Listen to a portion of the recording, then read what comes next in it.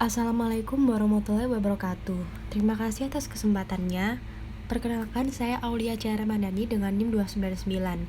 Di sini kami kelompok 2 akan membahas tentang expenditure cycle atau siklus pengeluaran. Yang pertama, saya akan membahas pendahuluannya. Sebelumnya kita harus tahu apa sih siklus pengeluaran itu? Siklus pengeluaran atau expenditure cycle adalah serangkaian aktivitas bisnis dan operasi pemrosesan data atau informasi terkait yang terus-menerus berhubungan dengan pembelian serta pembayaran barang dan jasa, yang dimana tujuan utama siklus pengeluaran ini adalah untuk meminimalkan total biaya perolehan dan pemeliharaan persediaan, perlengkapan, dan berbagai layanan yang diperlukan perusahaan. Kemudian di sini ada diagram konteks dari siklus pengeluaran. Dalam perusahaan, informasi mengenai kebutuhan untuk membeli barang dan bahan baku mengalir ke siklus pengeluaran dari siklus pendapatan dan produksi, pengendalian persediaan, dan berbagai departemen. Setelah barang dan bahan baku tiba, pemberitahuan penerimaannya mengalir ke sumber-sumber dari siklus pengeluaran. Siklus pengeluaran itu menerima pesanan barang dari berbagai departemen, yang kemudian dia akan melakukan pesanan pembelian ke vendor. Kemudian vendor akan mengirimkan faktur penjualan tersebut dan siklus pengeluaran akan melakukan pembayaran kepada vendor.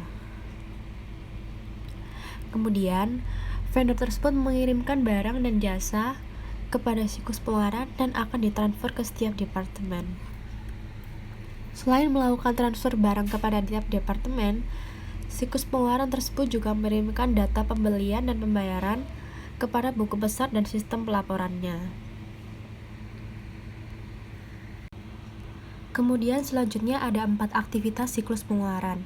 Proses yang pertama yaitu proses pemesanan bahan baku, perlengkapan, dan jasa dari permintaan setiap departemennya itu. Yang kedua, proses penerimaan bahan baku, perlengkapan, dan jasa dari proses pemesanan sebelumnya. Lalu yang ketiga, yaitu menyetujui faktor pemasok dari barang yang diterima. Dan yang terakhir, yaitu pengeluaran kas, merupakan pembayaran barang yang telah dikirim tersebut. Lalu selanjutnya saya akan membahas sistem informasi siklus pengeluaran. Di sini ada perbandingan aktivitas siklus pendapatan dan siklus pengeluaran. Perbandingan yang pertama, pada siklus pendapatan, perusahaan melakukan entry pemesanan penjualan, kemudian proses pesanan dari pelanggan. Sedangkan pada siklus pengeluaran, perusahaan itu melakukan pemesanan bahan baku, perlengkapan, dan jasa kepada vendor. Yang kedua, pada siklus pendapatan, perusahaan melakukan pengiriman barang dan jasa atas apa yang dipesan dari pelanggan. Sedangkan pada siklus pengeluaran, perusahaan menerima barang dan jasa atas apa yang dia pesan sebelumnya. Yang ketiga, yaitu pada siklus pendapatan, perusahaan melakukan penagihan kepada pelanggan. Sedangkan pada siklus pengeluaran, perusahaan menerima kemudian meninjau dan menyetujui faktur dari pemasok. Dan yang terakhir, pada siklus pendapatan, perusahaan menerima kas dari barang yang telah dikirim sebelumnya. Sedangkan pada siklus pengeluaran, perusahaan melakukan pembayaran dari barang yang telah dikirim dari vendor. Kemudian saya akan menjelaskan intisar desain sistem ERP atau Enterprise Resource Planning untuk mendukung siklus pengeluaran.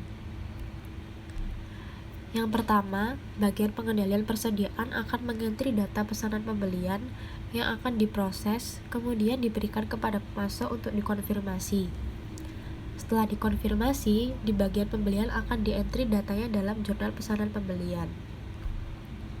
Setelah itu, bagian pemasok akan mengirimkan faktur ke bagian akuntansi untuk disetujui dan dientri datanya ke dalam database buku besar pemasok. Kemudian, pemasok akan mengirimkan barangnya ke bagian gudang dan tanda terima akan dimasukkan ke dalam database buku besar persediaan. Setelah barang diterima, bagian penerimaan akan memverifikasi barang tersebut apakah sudah sesuai dengan pesanan. Jika sesuai, bendahara yang menerima faktur akan mengeluarkan cek pengeluaran kas untuk diberikan kepada pemasok untuk melakukan pembayaran yang dikirim melalui bank Kemudian akan di-entry datanya ke dalam database buku besar pemasok. Setelah itu akan menghasilkan beberapa laporan. Ada 3 laporan, yaitu status persediaan, status pesanan pembelian, dan status rekening pemasok. Dan yang terakhir, saya akan menjelaskan ancaman serta pengendaliannya. Ada 3 ancaman umum. Yang pertama adalah data induk tidak akurat atau tidak valid. Bagaimana pengendaliannya? Yaitu dengan menggunakan integritas pemrosesan data. Jadi, hanya pegawai atau karyawan yang berwenang yang dapat menampilkan data-data tersebut. Untuk ancaman yang kedua adalah pengungkapan tidak terotorisasi atas informasi yang sensitif. Bagaimana pengendaliannya? Yaitu dengan mengenkripsi. Jadi, membatasi siapa aja sih yang dapat mengakses informasi atau data-data tersebut. Dan ancamannya terakhir, yaitu kehilangan atau penghancuran data induk. Bagaimana pengendaliannya? Yaitu dengan membackup dan menggunakan prosedur pemulihan bencana atau disaster recovery procedure. Terima kasih. Penjelasan selanjutnya akan dijelaskan oleh rekan saya.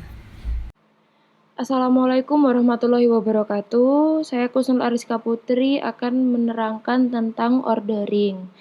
Nah, proses ordering ini merupakan aktivitas utama dari sebuah perusahaan bisnis. Mengapa? Sudah ini ditunjukkan pada figur 13.4 bahwa aktivitas ordering ini mengidentifikasi apa yang dipesan. Kemudian kapan harus melakukan pemesanan, lalu berapa banyak yang harus dipesan karena permintaan pembelian.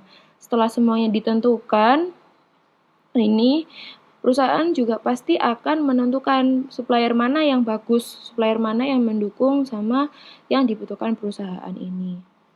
Lalu bagaimana proses ordering itu? Jadi proses ordering itu lebih ke mengelola persediaan biar tidak ada gangguan saat produksi di perusahaan tersebut itu berlangsung.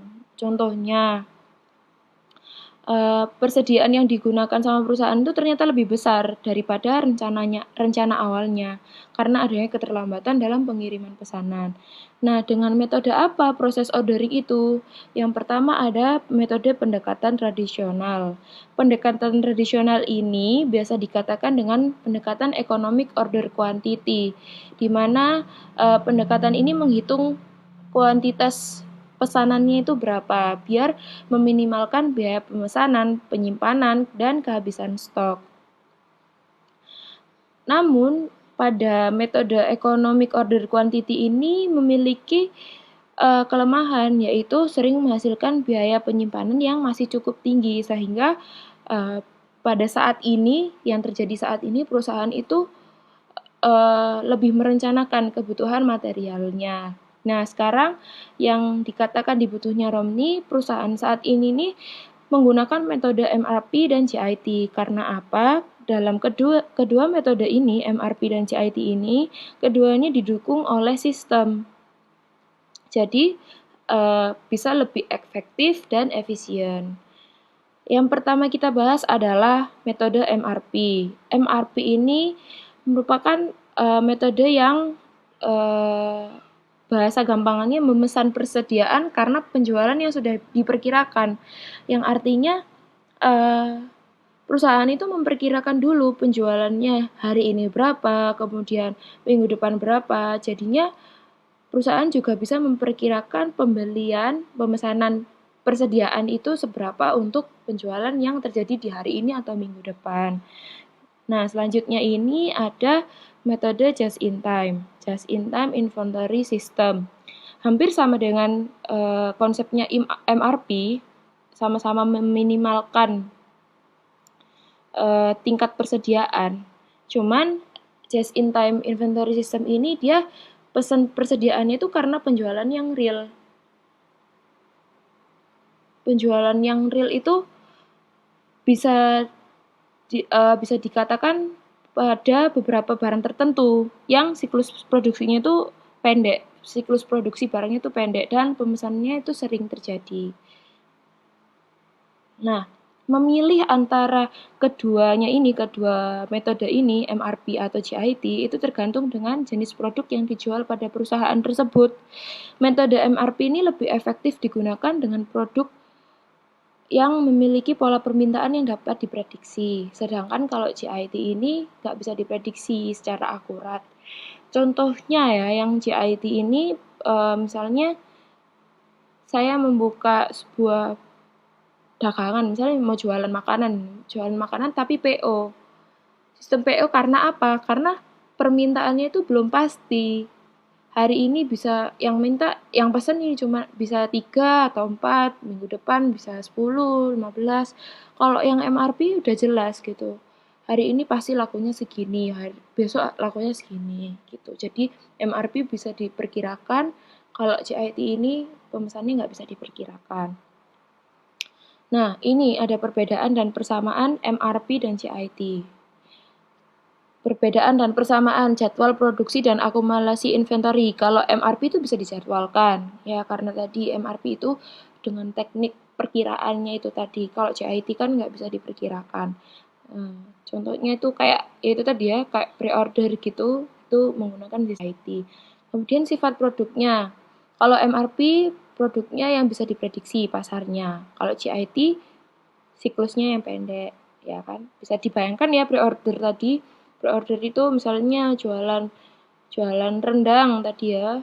Hari ini ternyata pas open PO ternyata misalnya open PO setiap pengiriman 1 minggu sekali ya. Misalnya 1 minggu ini ternyata yang pingin rendangnya cuma 10.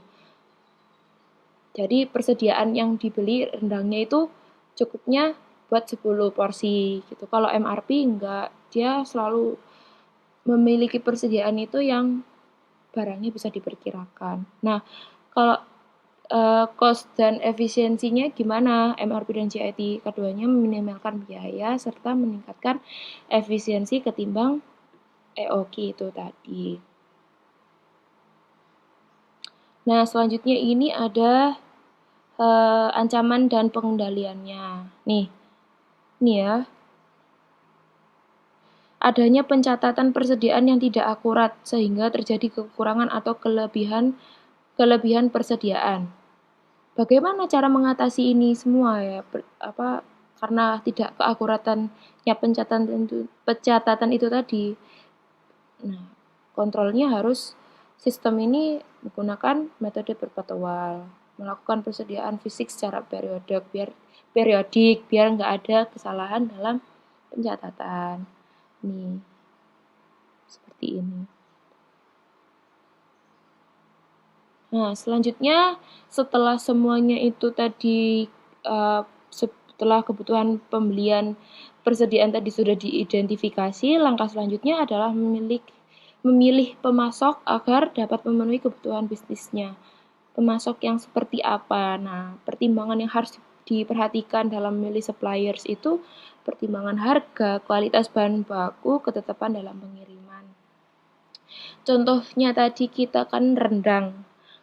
Biasanya setiap pedagang daging itu kan beberapa ada mungkin misalnya yang jual daging di pedagang A ini ternyata dagingnya lebih murah, kualitasnya bagus. Di pedagang B ini ternyata harganya mahal, kualitasnya tapi bagus. Pedagang C ini ada yang lebih buruk gitu kan. Nah, kita sebagai perusahaan itu juga harus memilih pedagang mana yang harganya bagus, kualitas bahannya juga bagus, terus pengiriman barangnya juga bagus. Kalau cuman permasalahan usaha kecil-kecilan mungkin masih bisa gampang ya. Tapi kalau misalnya semua ini nggak terlalu dipusingkan lah kalau sama UMKM yang masih kecil. Tapi kalau perusahaan yang gede, harga, kualitas bahan baku, ketetapan dalam pengiriman itu harus diperhatikan. Jadi memilih pemasok itu harus yang terpercaya. Kalau bisa nih, pemasoknya ini juga anak perusahaan dari perusahaan itu yang memasok gitu ya. Jadi lebih terpercaya lagi. Gitu. Sekian dari saya. Mohon maaf apabila kata-katanya belibet, akan dilanjutkan ke teman saya. Terima kasih. Assalamualaikum warahmatullahi wabarakatuh. Baik, terima kasih atas kesempatannya. Nama saya Eka Rumiati dengan NIM 2018310406 akan melanjutkan presentasi dari rekan saya. Receiving atau penerimaan. Penerimaan merupakan aktivitas bisnis besar kedua dalam siklus pengeluaran. Dalam siklus penerimaan ini terdapat proses serta ancaman dan pengendaliannya. Di samping merupakan data flow diagram proses penerimaan. Yang pertama, supplier akan mengirimkan barang dengan slip pengepakannya, lalu diterima oleh petugas penerimaan. Petugas penerimaan akan membandingkan barang dan slip pengepakan untuk diverifikasi barang yang sudah dipesan dari pemasok. Petugas penerimaan juga akan meneruskan barang kepada pesanan pembelian. Setelah barang diverifikasi, barang dan laporan penerimaan akan ditransfer ke penyimpanan atau departemen persediaan. Lalu apabila terjadi pemberitahuan ke departemen untuk barang yang sudah dipesan kembali, akan terjadi siklus pendapatan atau barang dan laporan penerimaan diteruskan pada pengendalian persediaan dan berbagai departemen. Barangnya akan menjadi persediaan, lalu laporan persediaannya akan direkap sebagai utang. Ancaman dan pengendalian. Ancaman pertama, penerimaan akibat salah kirim, menghasilkan biaya terkait pembongkaran, penyimpanan, dan pengembalian barang. Pengendaliannya yaitu menginstruksikan departemen penerimaan untuk menerima hanya pengiriman yang ada dalam pesanan pembelian yang disetujui. Ancaman yang kedua, kesalahan dalam menghitung barang yang diterima. Pengendaliannya yaitu yang pertama, perusahaan perlu mendesain sistem pemrosesan pemerintahan. Yang kedua, mensyaratkan petugas penerimaan untuk tidak hanya mencatat kuantitas yang diterima, tetapi juga menandatangani laporan penerimaan atau memasukkan ID pegawainya ke dalam sistem. Yang ketiga, penggunaan kode barang atau label REID. Selanjutnya, menyetujui faktur pemasok. Terdapat 6 proses. Yang pertama, voucher package, seperangkat dokumen yang digunakan untuk mengotorisasi pembayaran kepada pemasok. Yang kedua, non-voucher system, sebuah metode untuk memproses utang yang tiap-tiap fakturnya disetujui untuk diposting ke catatan pemasok individual dalam file utang, kemudian disimpan dalam file faktur terbuka. Yang ketiga, voucher system, metode untuk memproses utang yang mana voucher pencairannya disiapkan, bukannya memposting faktur secara langsung ke catatan pemasok dalam buku besar pembantu utang. Yang keempat, disbursement voucher, dokumen yang mengidentifikasi pemasok, mencantumkan faktur yang beredar, dan mengidentifikasi jumlah bersih yang dibayarkan setelah dikurangi setiap diskon dan potongan yang berlaku. Yang kelima, evaluated receipt settlement, sebuah pendekatan tanpa faktur terhadap utang yang digantikan proses pencocokan 3 cara: faktur pemasok, laporan penerimaan, dan pesanan pembelian dengan mencocokkan 2 cara atas pesanan pembelian dan laporan penerimaan. Yang ketiga, procurement card, sebuah kartu kredit di korporasi yang para pegawai dapat digunakan hanya pada pemasok tertentu untuk membeli jenis-jenis barang tertentu. Selanjutnya, perbandingan, pencocokan 2 cara dengan sistem ERP. Yang pertama, mengirimkan pesanan pembelian ke pemasok, lalu mengirimkan salinan pesanan pembelian ke bagian utang menjadi pesanan pembelian. Yang kedua, menerima barang dan mengisi laporan penerimaan, lalu mengirimkan salinan laporan penerimaan ke bagian utang menjadi laporan penerimaan. Apabila jumlah yang harus dibayar sama dengan kuantitas diterima dari laporan penerimaan dikali harga per unit dari pesanan pembelian, lalu akan membayar pemasok. Selanjutnya, pencocokan 3 cara untuk utang. Yang pertama, mengirimkan pesanan pembelian ke pemasok, lalu mengirimkan salinan pesanan pembelian ke bagian utang menjadi salinan pesanan pembelian. Yang kedua, menerima barang dan mengisi laporan penerimaan dan mengirimkan salinan pesanan pembelian ke bagian utang menjadi salinan laporan penerimaan. Yang ketiga, bagian utang menerima faktur pemasok akan menjadi faktur pemasokan. Salinan pesanan pembelian, faktur pemasokan, dan salinan laporan penerimaan akan ditinjau apakah kuantitas pada faktur pemasok sama dengan kuantitas pada laporan penerimaan dan harga pada faktur pemasok sama dengan harga yang dicantumkan kepada pesanan pembelian. Jika tidak, akan memanggil pemasok dan merekonsiliasi faktur ke dokumen pendukung. Jika iya, membayar faktur pemasok. Baik, terima kasih. Assalamualaikum warahmatullahi wabarakatuh. Saya Mudrika dengan NIM 419 akan melanjutkan presentasi dari teman saya, yaitu ancaman dan pengendalian. Kesalahan pertama, kesalahan dalam faktur pemasok yang menyebabkan 1. Ketidaksesuaian antara bunga dan penyimpanan. 2. Harga aktual yang dibebankan atau salah hitung dari total jatuh tempo. Pengendaliannya 1.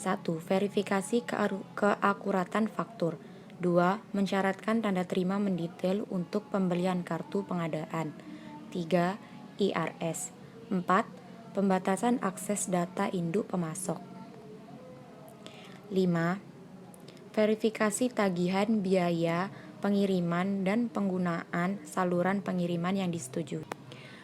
Kesalahan yang kedua, kesalahan dalam mencatat dan memposting pembayaran ke pemasok yang menyebabkan kesalahan tambahan dalam laporan keuangan dan kinerja yang pada akhirnya berakibat dapat berkontribusi pada pembuatan keputusan yang buruk.